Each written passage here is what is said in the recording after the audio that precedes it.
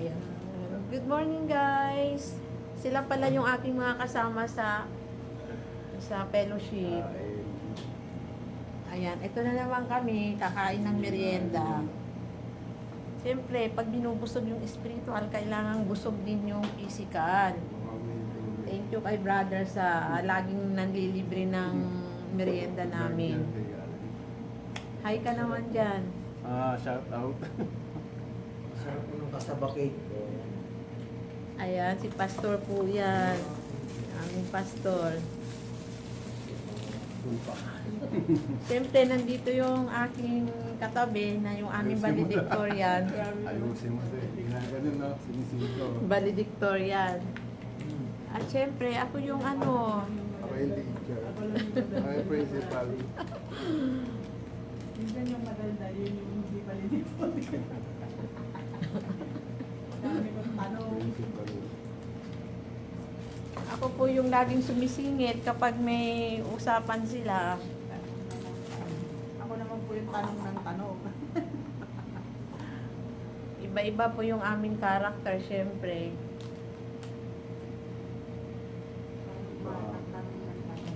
Mag-trending yan sir. Tikman natin.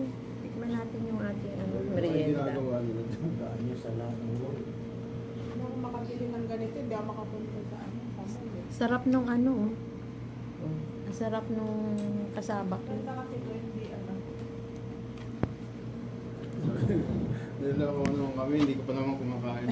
Sarap na rin, sarap. Yan. Nagko-comment ko. Siyempre, titikman natin. Tingin pa lang masarap na. Favorite.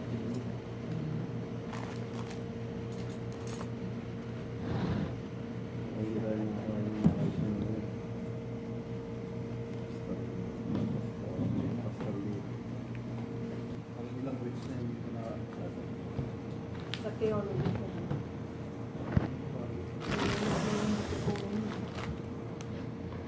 Diba at least, naano ko na yung theology, hindi ko nga alam kung ano yung theology. Ano maganda eh. Ano yung lagayan ko? Para hindi po. Ako. Sa ano po? Sa ref silang po. Sarap pala yung kape na walang matamis tapos ito walang suso. Oo.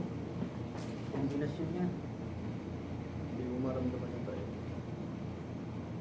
Kaya na tayo. Asukal mo. Tayo habang wala pa si Gawin ko muna ano to. Tawag dito. Ito yung tutong-tutong ba? Ito masarap yun eh. Masarap yung ano eh, yung biko ni Sister Yol. Kaso, ano, Masarap na yun din. Tayo. Share tayo ng plato. kakapit ako ito.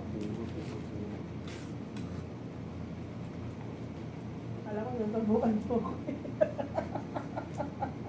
Habang kasamahan din yan. Kami lang, ano yung dalaga pinata pa kami. Pag napunta ako sa kanila, isang plato lang talaga. Tagal na kasi kami magkaano ni ate. Special. Special pa sa lubong. Natakot na ulo ko. Kasama, Ano kasama naman bibili siya. ko na? Magkano bili mo dito? Wala. Minsan Brad, pag wala ka namang ano, magsabi ka sa amin. Huwag kang, ano, wag kang ma-burden sa pagdadala. Wag Kala ko ka, nga nandito si ano eh. Anak niya Paso. ay, may Sabi sakit ng daw. wife ko, ang bilhin mo na lang doon. Kung may yata sa